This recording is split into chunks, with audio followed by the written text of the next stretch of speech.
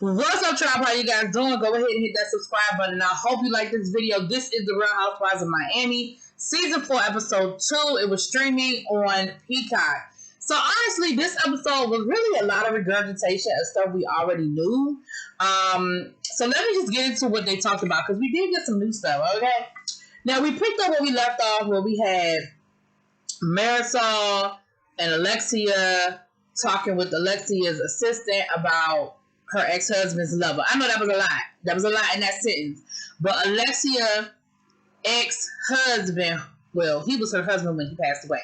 He passed away, but baby, some secret lovers came out of the woodwork, okay? And he said, listen, if she want to talk to me, I'll talk to her, and I can let her know exactly how this whole situation was. And again, that's just a whole lot. That's a lot. We get a little more information about Gertie and her husband. Her husband is a firefighter. They have 2 kids. They met in high school, and basically the rest is history. I feel like Gertie is a lot. She's very extra. I don't know if she was giving me all that energy for the cameras, or if that's who she really is. I mean, she was doing a lot. Real extra. But her husband seems to be like an introvert. And it's always funny to me how these introverts hook up with these extroverts. Okay? It is so interesting to me. We get a whole nother scene with Larsa and her OnlyFans. Let me say this. Please don't let that be that woman's only storyline, because we have heard about her OnlyFans. This is the 3rd time in 2 episodes that we have had whole conversations about Larsa and her OnlyFans. Listen, I don't knock that girl hustle, that woman's hustle. I am happy for it. She said she averages $10,000 a day, and I'm here for it. I'm here for it. She was talking about how, she didn't realize how many people were interested in her feet, and that there are men that just want, pictures of her feet. Listen, if a man is going to pay for pictures of your feet, get that man pictures of your feet. But what I don't want to do is spend the next 10, 15 episodes talking about it.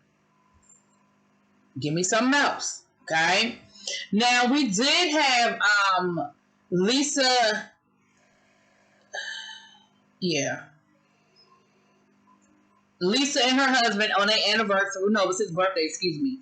And she talking about some happy 56th birthday, and he was like, I'm not 56. Shot, it was his 55th birthday. But again, we heard the story about how they had trouble in their marriage over, the fact that they were having trouble having kids, and again, we got that. But they're in a much better place. I feel like part of her storyline is going to be, it was more to this emotional affair than what she's telling us right now. I feel like by mid-season, we're going to find out that there was more to it, and she knew it was more to it, but maybe she was in denial, or she just didn't want to accept. Well, that's the same thing as denial. But she said, because she was like, well, I know it was only an emotional affair because I have all of his passwords. And I guess she heard herself sound crazy when she said it, so she was like, and I mean, even if it was more, I'll never know, and I'm here now. Keep telling yourself that. Ariana and Julia, they have a very interesting relationship. I feel like there is some sexual tension there that maybe they're not willing to tap into. But Ariana is an art dealer, and what I don't think I knew that Martina Navratilova. I think I knew it, but maybe it was like in the back of my mind somewhere. But she also makes art, and so they're having an art show, and we saw the 2 of them flirting and getting the art together, child. But I feel like that's going to become a bigger storyline. We learn more about Alexia and Todd and this whole Peter situation. So we see Gertie took Alexia and Marisol to look at a venue. It was like a monastery type situation, and they weren't really feeling it because it had a lot of like Catholic statues and stuff. And Alexia was like, I cannot get down and dirty in front of these statues. Like, I just can't do it. This ain't the spot, okay? But what we found out is that Todd is a real estate agent down there in Miami. And Peter went and got his real estate license. Peter is her son. And he was working for Todd. And she said that something went down, and there was a really bad argument, and things were said, and now Peter is not feeling Todd, and Todd ain't feeling Peter.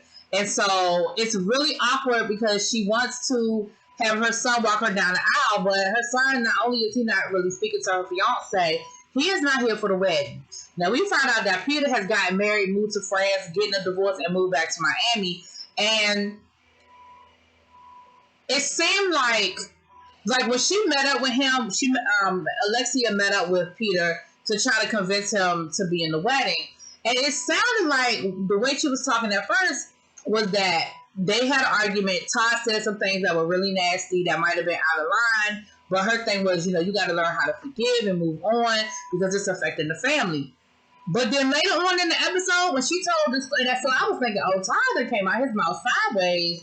But then later on in the episode, when she's giving us the breakdown of the other story, I was like, I don't think Todd was out of line.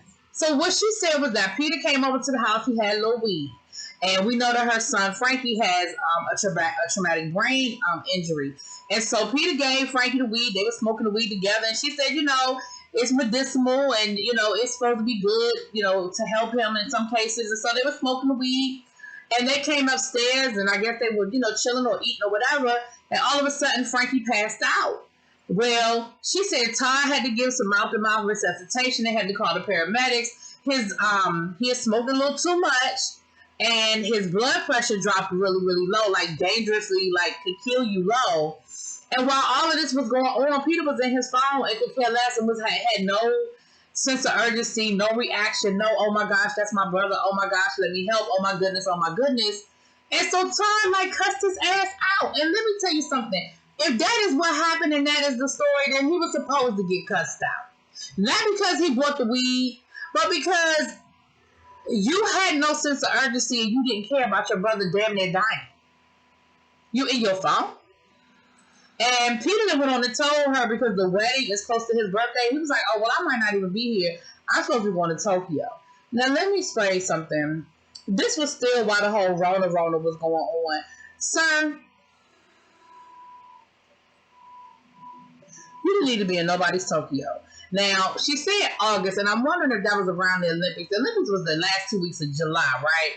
So, no, it wasn't around the Olympics. You had, well, maybe the Paralympics, because the Paralympics happens right after the Olympics. The Paragames.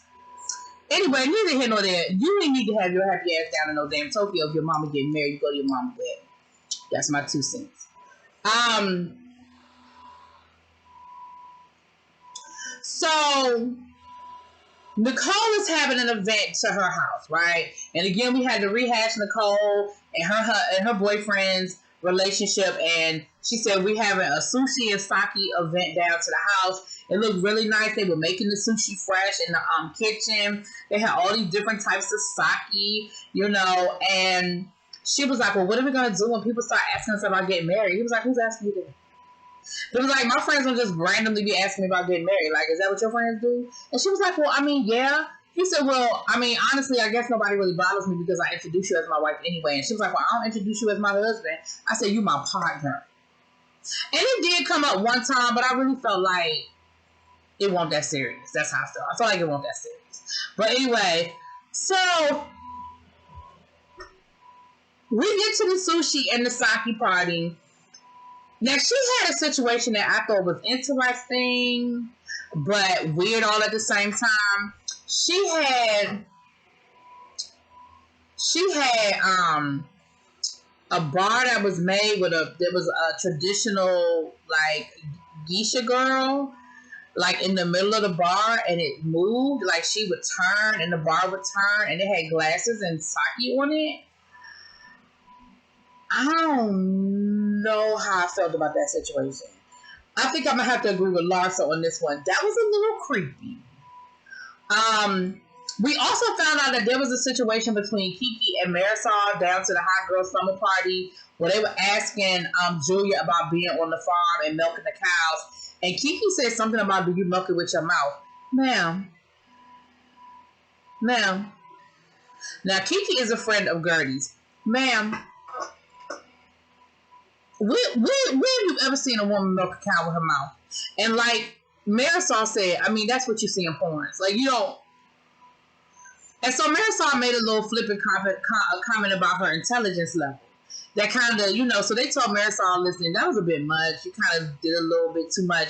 Maybe you should go apologize. So she did go and apologize. And then Kiki wanted to start talking about, well, I'm really trying. I'm not sure, going through, my engagement breaking up. And she had an accent. So I'm wondering if she's from Haiti as well. But they did clear the air and they agreed, to let bygones be bygones, child. And then later on in the evening, that's where we got the whole story about Peter and the weed and Frankie and all of that. I kind of gave it to y'all earlier, but that was towards the end of the episode. And then that's where the episode ended. It was like a to be continued. Baby, let me tell you something. If that was my child, and that was his brother's reaction, yeah, we got a bigger problem. Houston, we have a bigger problem, okay? Anyway, that's what it is. Y'all let me know what y'all think. Drop it in the comments, please.